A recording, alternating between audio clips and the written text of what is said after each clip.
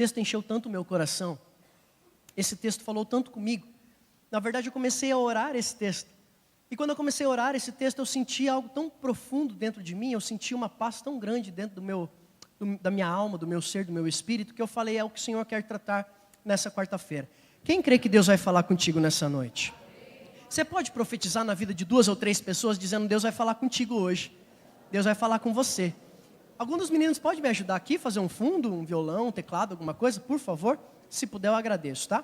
Filipenses capítulo 1, verso 6. Está praticamente igual aqui o texto. Filipenses 1,6. Estou plenamente certo de que aquele que começou a boa obra em vós, há de completá-la até o dia de Cristo Jesus. Vou repeti-lo novamente. Repeti-lo já é novamente, né, Jairo? Pelo amor de Deus. Estou plenamente certo de que aquele que começou a boa obra em vós, há de completá-la até o dia de Cristo Jesus. Todos nós nascemos, irmão. Todos nós crescemos. E todos nós, em algum dia, morreremos. Todos nós passamos pela vida, todos nós temos esse processo natural, se eu posso usar assim a expressão, natural da vida. Nascer, crescer e morrer. Mas hoje eu quero falar um pouquinho sobre uma vida com propósito, diante desse texto. Por quê? Perdão que esses dias eu estou pregando bastante, falando bastante, ar-condicionado o tempo todo. Garganta talvez deu uma arranhadinha, mas me perdoem e me ajudem aí. Eu quero que você entenda que nascer, crescer e morrer, ele deve ser diante de um ou dentro de um propósito. Digo até mais, nós até nascemos, nós até vivemos, mas a verdadeira vida ela se encontra quando Jesus Cristo nos encontra, sim ou não? A verdadeira vida começa, se eu posso usar melhor a expressão, a verdadeira vida começa, inicia. Aline, pastora Solange, pastor Jorge. Quando a gente entende que Jesus Cristo passa a habitar dentro de nós. Quando nós aceitamos a Cristo Jesus e Ele passa a fazer morada em nós. Por quê? Porque daí a vida para de ser simplesmente uma existência e ela passa a ser uma vida com propósito. E como diz o nosso pastor Jorge, essa frase é do pastor Marlins Mouro. É isso aí mesmo. Onde ele fala assim, a pior tragédia da vida não é a morte, mas é uma vida sem propósito. E por que eu estou dizendo isso? Porque quando Paulo está escrevendo essa carta, quando o autor dessa carta, o autor desse verso, desse versículo que nós lemos, ele é alguém que sabia e entendia aquilo que ele estava escrevendo. Porque lá em Atos capítulo 9, quando Paulo, ainda mais conhecido como Saulo, da cidade de Tarso, um perseguidor da igreja, ele está indo para Damasco, ele pegou a carta do rei, ele está preparado para ir para Damasco, e lá em Damasco ele ia procurar mais uma vez alguém do caminho, e ele chamava assim, ou eles chamavam assim, aqueles que pregavam o evangelho de Cristo, aqueles que anunciavam o caminho. E quando ele está indo para Damasco, vai dizer o texto lá em Atos capítulo 9, pode deixar o texto base, pode deixar para mim, daqui a pouquinho você coloca o tema, tá, por favor, mas pode esperar um pouquinho. E aí quando ele está indo para Damasco, vai dizer o texto que Jesus Cristo aparece a Paulo, dizendo, Saulo, Saulo, por que tu me persegues? E então Paulo vai dizer assim, quem és tu? E ele vai dizer, eu sou o Cristo a quem você persegue. E para a gente resumir a história, preste atenção, e eu te faço essa pergunta, se você se lembra do que eu acabei de citar. Saulo, da cidade de Tarso, estava indo para Damasco, diga comigo, Damasco, cidade de Damasco. Mas quando Jesus aparece para ele, Jesus traz a revelação para Paulo, para Saulo, que depois chamariam mais costumeiramente de Paulo, por causa do seu nome em grego. Esse Paulo vai ouvir a declaração de Jesus dizendo, eu te escolhi para pregar aos gentios, eu te escolhi para ser minha voz, eu te escolhi. E a vida de Paulo nunca mais foi a mesma. Assim eu profetizo, a nossa vida nunca mais foi a mesma a partir de Jesus Cristo, nunca mais será a mesma, porque quando Ele entra as coisas mudam. Mas preste atenção aqui, quando Paulo recebe a revelação, Jesus diz assim para ele, dentro da revelação: entra na cidade e anuncia o Evangelho, ou entra na cidade, eu vou enviar alguém. Naquele momento Paulo vai ficar cego por 3 dias. Mas para a gente resumir, o que eu quero que você entenda e eu entendamos nessa noite Paulo recebe a revelação, mas Paulo continua indo para o mesmo lugar, Damasco. E é justamente em Damasco onde ele vai começar a mudança radical da sua postura, das suas atitudes. Sabe por quê? Porque quando Jesus Cristo entra na nossa vida, não necessariamente Ele vai nos tirar do lugar onde a gente estava indo. Ele vai mudar a nossa maneira de ser e as nossas atitudes aonde a gente estiver. Às vezes a gente acha que Jesus vai entrar na nossa vida e a partir do momento que Ele entrar na nossa vida, a gente vai mudar de emprego, a gente vai sair da cidade que a gente está, ou a gente vai sair do costume, do hábito das pessoas que estão ao nosso redor.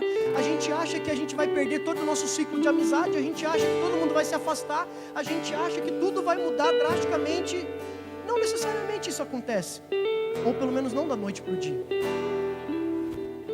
Então entenda, talvez você esteja nesse processo de amadurecimento, nesse processo de caminhada para com Cristo. E você está dizendo, mas parece que nada mudou, parece que eu estou nos mesmos lugares, ao lado ou ao redor das mesmas pessoas, ou rodeado das mesmas pessoas. Mas o que Jesus está te dizendo nessa noite o lugar onde você estava indo, você continua indo. As pessoas que estavam indo contigo continuam sendo as mesmas pessoas, mas você já não é mais o mesmo. Eu vou dizer de novo, porque acho que tem gente que ainda não entendeu. Ele não precisa te tirar do lugar onde você está. Ele está modificando você para modificar o lugar onde você está.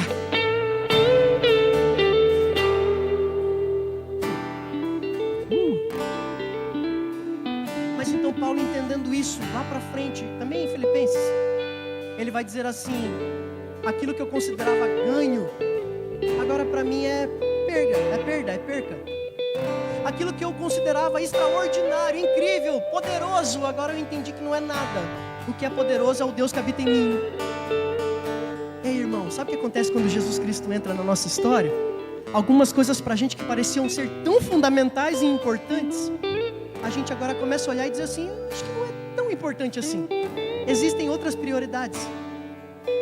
Então entenda, voltando para o texto inicial, Paulo está dizendo, estou plenamente certo de que aquele que começou, ele já começou.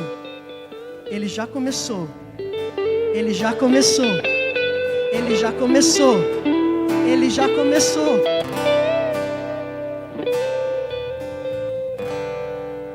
Ele vai completá-la. Ele não vai te abandonar no meio do caminho. Ele não vai te deixar sozinho quando as coisas ficarem difíceis. Ele não vai fugir quando o calo apertar. Ele não vai sair correndo como quem sabe alguns amigos fujam no meio do caminho. Ele não vai te abandonar como quem sabe muita gente já te abandonou ao longo da tua trajetória de vida. Mas Ele está dizendo, se eu comecei, eu vou até o final.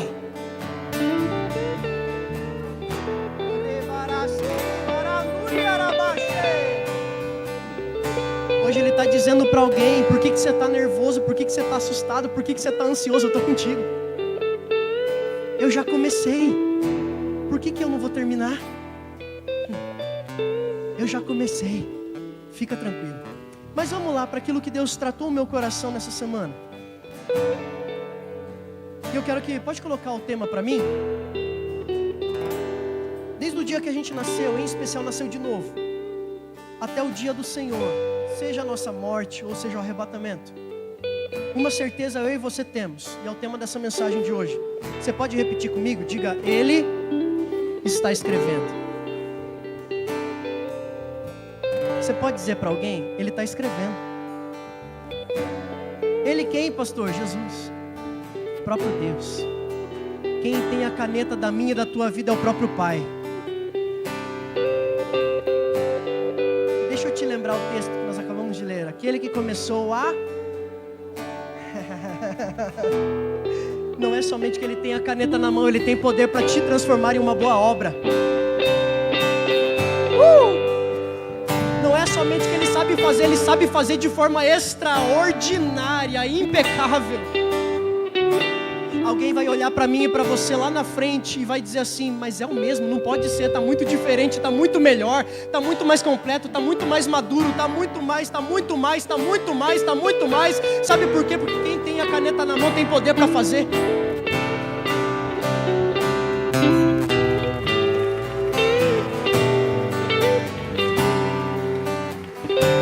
Ele está escrevendo. A nossa vida é como um grande livro, irmão. A nossa vida é um grande livro.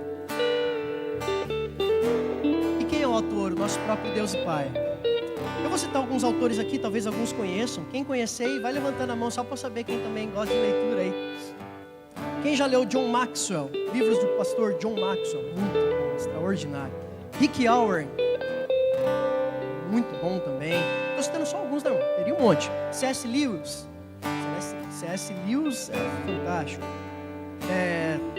Acho que é A.T. Tozer, ou A.W. Tozer, alguma coisa assim. Tozer, também muito bom. Tozer.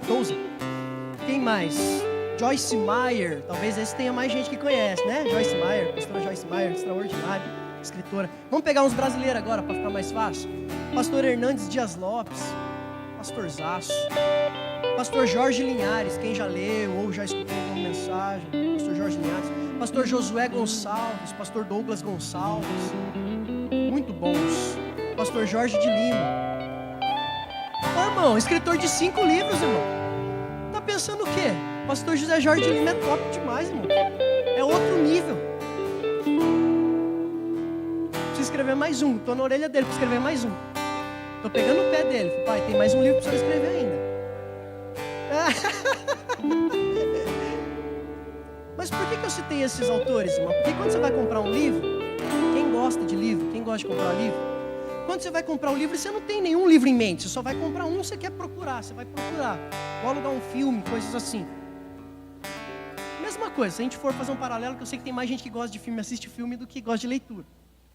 Quando você vai alugar um filme, alugar ninguém aluga mais, né? Quando você vai assistir um filme. Ou quando você vai ler um livro, procurar um livro, comprar um livro. Normalmente, se você não sabe o que você está procurando, você vai para o autor que você mais conhece. Então você vai pegar um diretor de cinema que você fala, os filmes dele são bons. Ou um ator que você diga assim, pô, o filme com esse cara é bom, com essa atriz é bom. Quem está me entendendo, diga amém. Quando você vai lá e você olha, por exemplo, dentro desses tantos que a gente citou aqui, eu esqueci um outro brasileiro também que é muito bom. Me esqueci o nome dele, mas também Augusto Cury. Doutor Augusto Cury, formidável também, fantástico. Então você vai lá e você olha assim na capa, você não conhece o livro, você olha o tema, às vezes o tema te chama atenção ou não, mas você olha assim escrito embaixo, escrito por Augusto Cury, você fala, é bom. Por quê? Porque o autor do livro é bom. Quem está me entendendo, diga amém. Sabe por que a gente às vezes tem medo da nossa história? Porque a gente ainda não identificou quem é o autor dela. Porque se a gente tivesse a certeza de quem está escrevendo, a gente nunca teria medo de qual vai ser o conteúdo e principalmente o final dele. Vai ser bom. Porque ele não erra, ele não falha, ele não escreve errado. Oh, tem gente chorando aqui, irmão. Tem gente recebendo aqui, tem gente que... Oh, Deus, obrigado. Obrigado, porque eu sei que o Senhor está confirmando na vida de muita gente aqui hoje. Gente que entrou aqui dizendo, acho que minha história está sendo escrita errado, eu acho que alguém errou, eu acho que eu estou perdido, eu acho que eu não sei aonde eu vou, para o que eu faço. Deus está dizendo, calma, eu tenho a caneta na mão, eu sei o que eu estou escrevendo, eu sei o que eu estou fazendo, confia, eu sou o autor e consumador da tua história.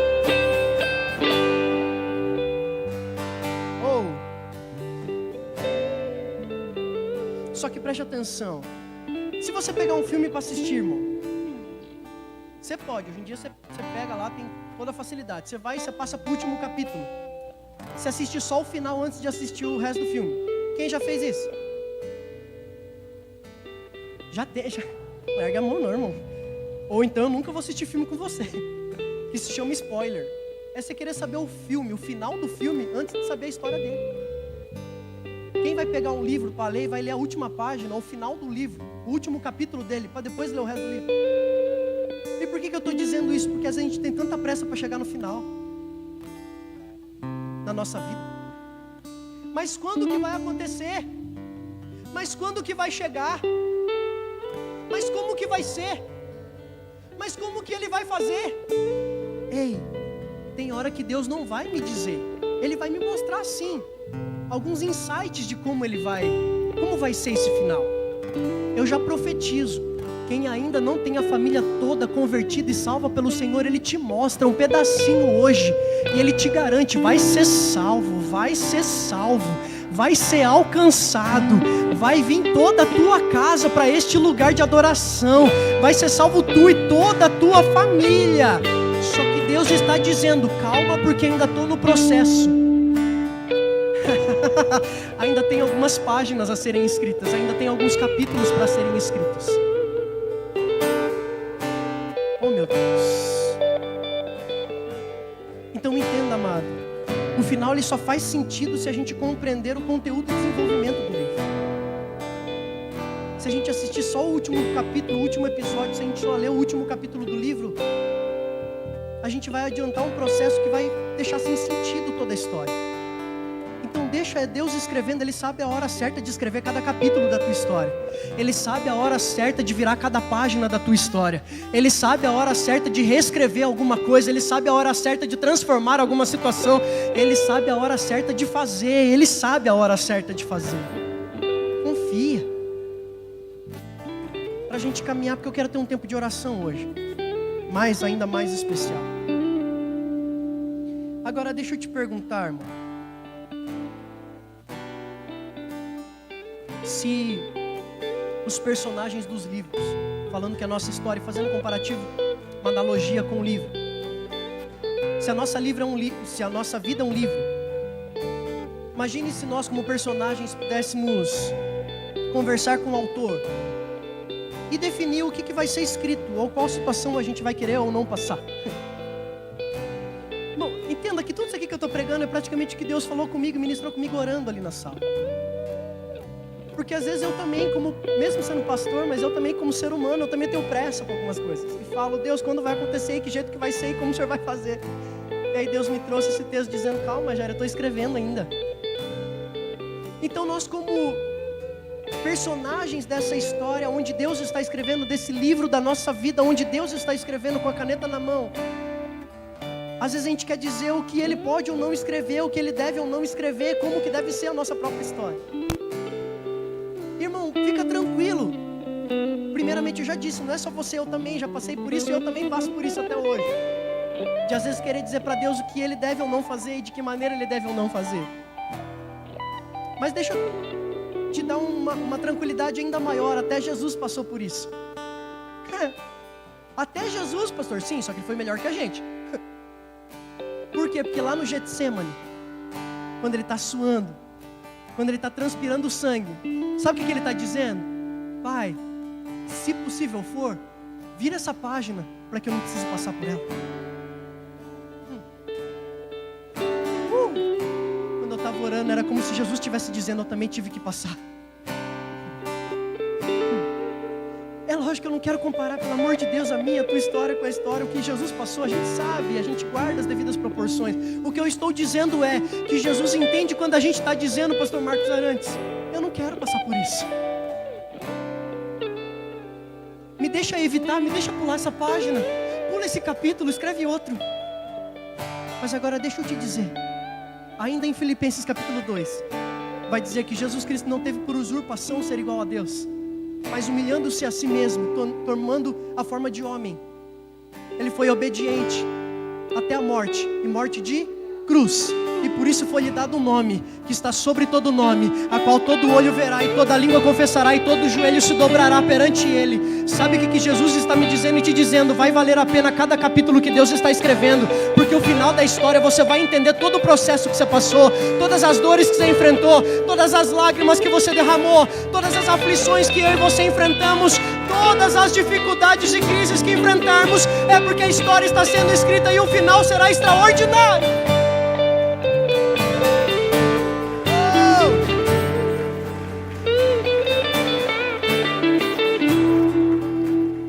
Profetizar na vida de alguém, diga assim, a melhor parte da história ainda não chegou. Fica firme. Fica firme, irmão, a melhor parte ainda não chegou. Pastor, tá tão difícil, é porque a melhor parte ainda não chegou. Ah, pastor, mas tá doendo tanto, é que a melhor parte ainda não chegou, fica tranquilo. É só um capítulo. Ei, é só um capítulo. Vai passar, vai passar, vai passar, vai passar. E pra gente caminhar, quanta coisa eu e você já passamos, que só hoje a gente entende o sentido do que passamos. Quanta coisa. Faz uma nova retrospectiva aí. Quanta lágrima que você derramou. E enquanto eu e você derramávamos, a gente dizia qual é o sentido disso, pastor Edilene.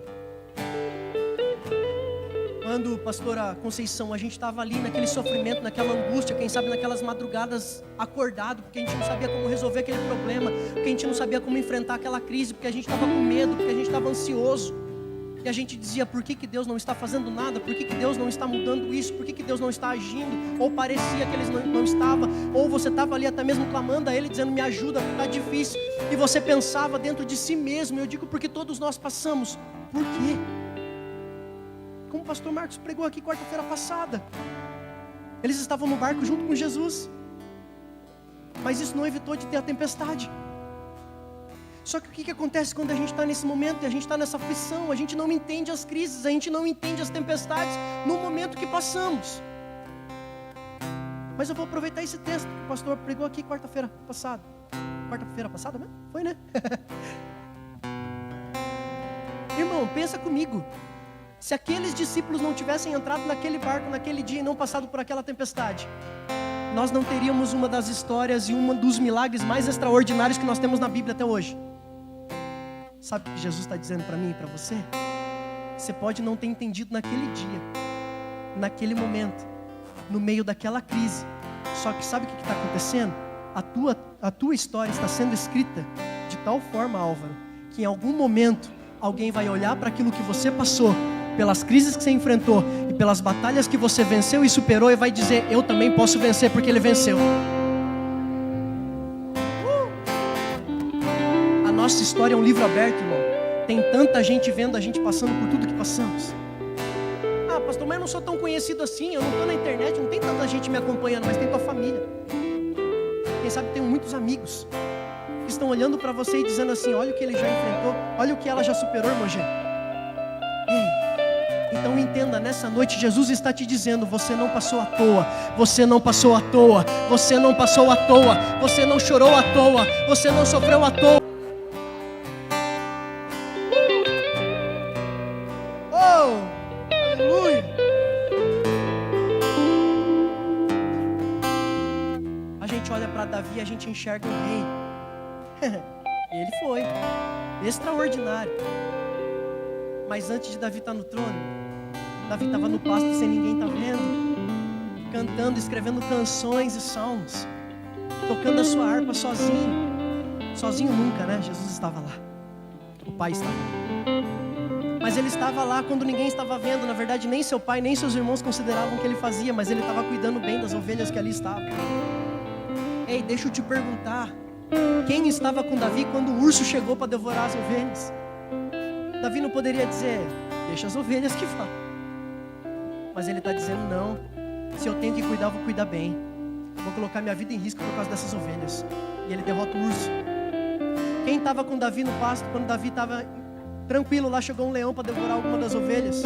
Davi vai dizer, eu vou colocar minha vida em condição de morte, mas eu vou cuidar daquilo que Deus me deu para cuidar, ou aquilo que meu pai me deu para cuidar. E ele vai enfrentar esses dois. O Davi não começou no trono, o Davi também passou por uma outra etapa chamada Caverna de Adulão. Um lugar onde só teve gente problemática indo com ele, uma multidão de gente, mas gente problemática, gente depressiva, gente com angústia, gente cheio de problema, cheio de crise. Mas por que Davi não morreu ali? Por que Davi não acabou ali? Porque Davi sabia que existia um Deus que estava escrevendo a sua história ainda. Ele sabia que existia alguém que estava com ele naquela caverna, estava dando condição dele de treinar aquelas pessoas. Ei, sabe quem se tornaram os maiores, o maior exército de Davi, os maiores lutadores e guerreiros de Davi? Aqueles problemáticos da caverna. Deixa eu te dizer, nos momentos em que as crises chegarem, Deus estará te dando condição de treinar pessoas e de se autotreinar e treinar a tua casa e a tua família, para que lá na frente vocês colham frutos extraordinários daquilo que vocês semearam e plantaram, mesmo em tempos de crise, em tempos de dificuldade. Então Deus está dizendo: continua firme, continua confiando, porque eu estou escrevendo a tua história.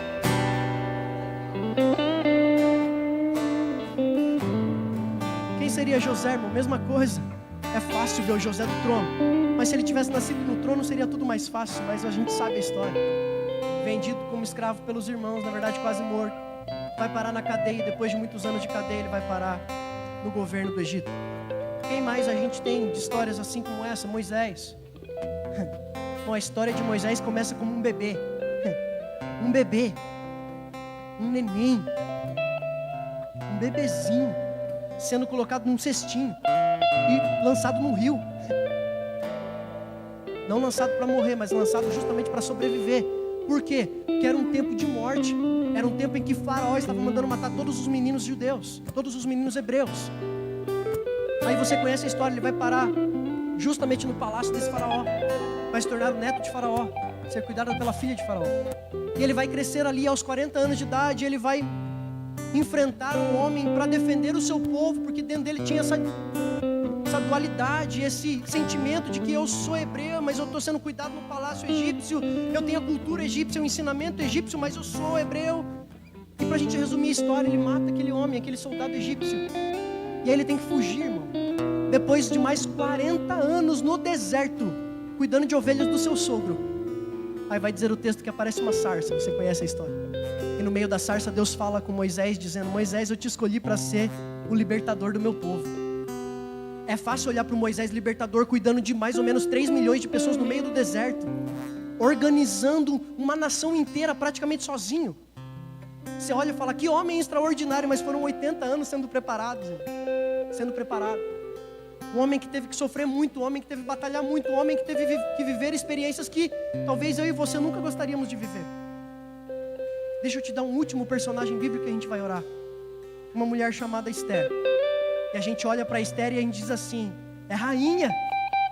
Oh, que privilégio, rainha. No lugar de Vasti, no império persa, do rei Assuero. Mas preste atenção, irmão. Sabe qual é a história de Esther? Uma menina que ainda muito jovem perdeu o pai e a mãe. Não tinha mais ninguém para cuidar, foi cuidada pelo seu primo, chamado Mordecai. E aí eles vão presos, e eles vão como escravos para essa terra estranha. E lá nessa terra estranha, sendo cuidada, sendo educada, sendo construída por um primo. Eu não estou negando aqui a importância, graças a Deus que tinha aquele primo. Mas sem família, sem pai, sem mãe, numa terra estranha, aquela menina poderia ter se tornado uma menina mais amarga da história. Uma menina toda deformada emocionalmente, dizendo: ninguém me quer, ninguém me ama, eu perdi meus pais logo cedo, eu estou numa terra estranha, eu sou escrava, o que sobrou para mim? Eu não sou ninguém, nada vai dar certo para mim. Não. Ela foi alguém curada. E deixa eu te dizer algo, até hoje, nas festas de Purim, todo o povo hebreu, todo o povo judeu se alegra e agradece a Deus pela vida de Esther, da rainha Esther, porque salvou um povo inteiro, uma nação inteira, uma genealogia inteira dos judeus. Se não fosse por essa rainha, talvez nós nunca mais teríamos o povo hebreu na face da terra. E por que eu estou te dizendo tudo isso? Porque quem sabe algumas coisas que eu e você passamos a gente não entende agora, mas lá na frente vai fazer sentido. Talvez a gente não entenda hoje o que estamos passando, mas lá na frente vai fazer sentido. Eu encerro com isso aqui, irmão. Eu quero que você olhe para essa Bíblia aqui agora, imagine que essa Bíblia é o livro da tua história. Vamos colocar mais no meio aqui. Imagine que essa Bíblia agora é o livro da tua história.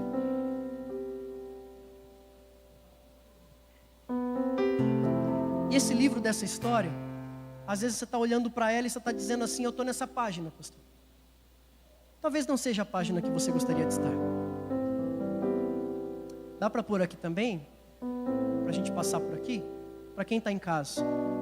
Talvez também, não leia o que está aqui, mas imagine que essas páginas aqui seja como se fosse a sua história. E você está olhando para essa página que você se encontra e você está dizendo assim: quando que vai acabar? Por que está tão difícil passar por essa fase? Por que está tão difícil viver esse capítulo da minha vida?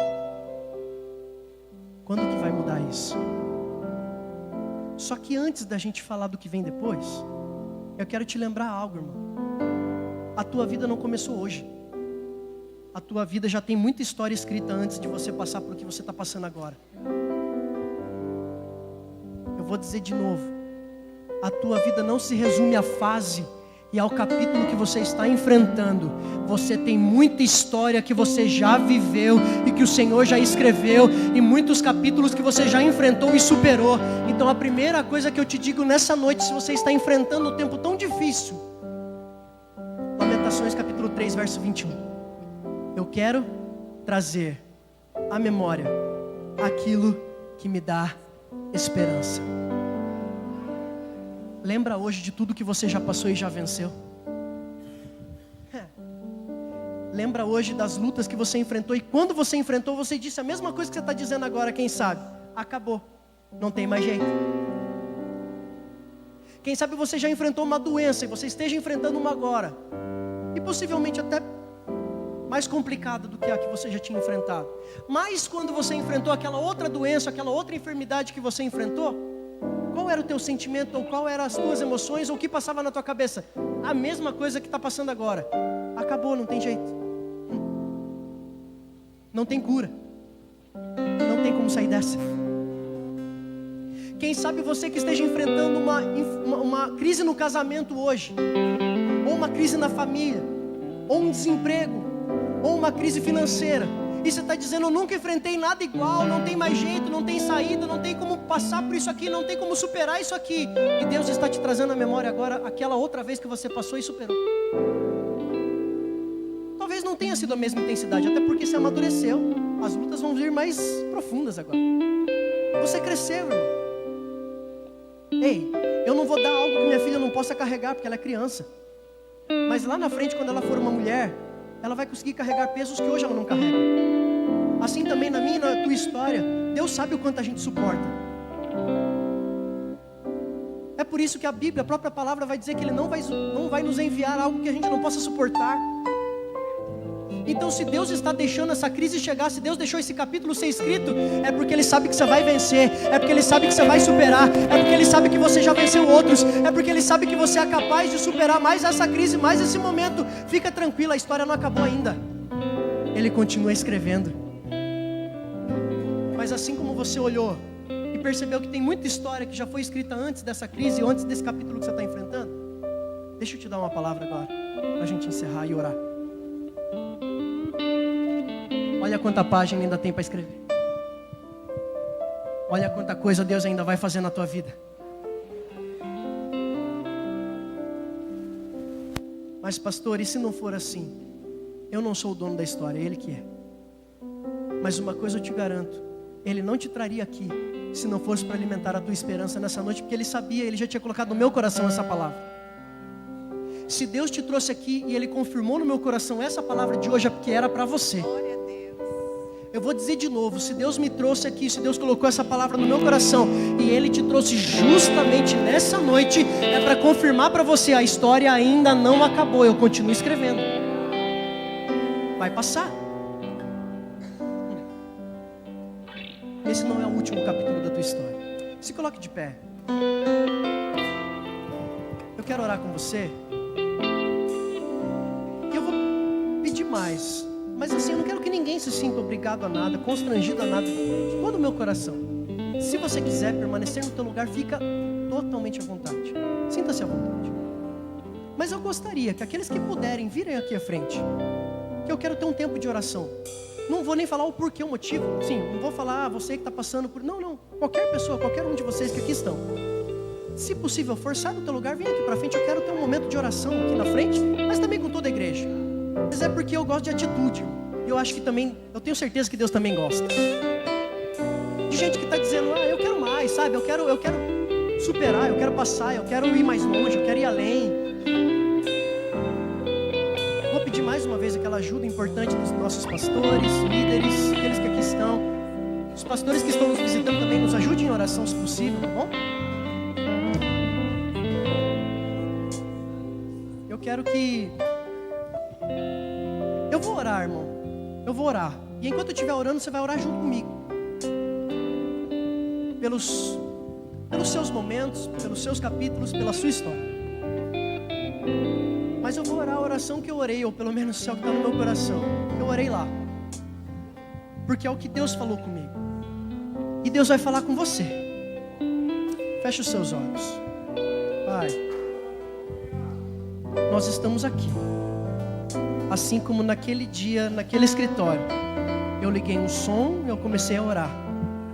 E assim que eu comecei a orar, o Senhor me trouxe esse texto: aquele que começou a boa obra é fiel e justo para completá-la até o fim dos dias.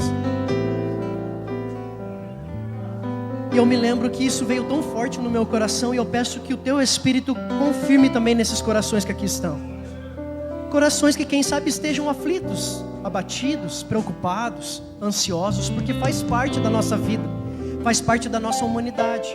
A gente tem medo, a gente tem preocupações, a gente tem ansiedades. Então ajuda-nos, Senhor.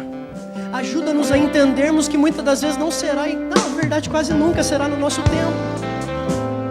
Não será do nosso jeito, não será na nossa hora, nos nossos métodos, mas serão nos seus. Então, Senhor, tudo que eu te peço nesse instante é que o Senhor toque e confirme nesse coração e nessa mente, nessa noite, que o Senhor está com ele, que o Senhor está com ela e que o Senhor está cuidando de tudo. O Senhor não abandonou ele, o Senhor não abandonou ela, o Senhor não os desamparou, o Senhor não os deixou sozinhos.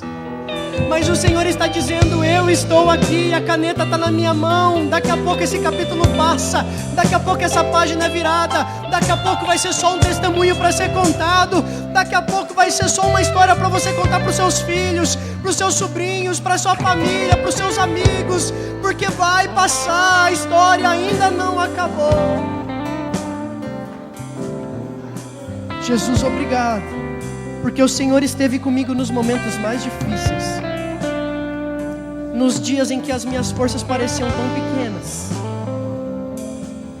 O Senhor estava lá e o Senhor estava falando comigo. Obrigado, Senhor, porque até hoje os passos que eu dei, até onde eu cheguei, foi por causa da Tua mão e do Teu agir e do Teu sustento. Obrigado, Senhor, porque eu entendo plenamente hoje que estar onde estou, estar nesse altar pregando e ministrando como nessa noite, não é mérito do Jairo de Lima, não é porque o Jairo de Lima estudou, não é porque o Jairo de Lima fez ou não fez, nunca foi, mas é por causa daquilo que o Senhor tem produzido dentro de mim todos os dias. É por causa do Senhor que está me confrontando tantas vezes, por tantos meios e por tantas situações, que eu estou crescendo, que eu estou amadurecendo, que eu estou acrescentando conhecimento, eu estou estabelecendo coisas, o Senhor está estabelecendo coisas em mim.